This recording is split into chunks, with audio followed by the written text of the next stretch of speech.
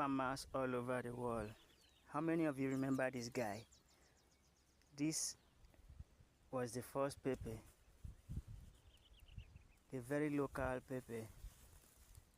This pepper was there before any hybrid pepper. Back then, in our infancy, we really enjoyed this pepper, very hot pepper. But now we have different species. We have piquante, we have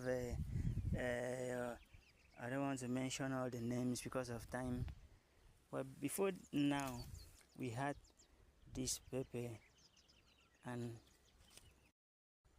farmers all over the world. How many of you remember this guy? This was the first pepper, the very local pepper. This pepper was there before any hybrid pepper. Back then, in our infancy, we really enjoyed this pepper, very hot pepper. But now we have different species. We have piquante, we have I don't want to mention all the names because of time.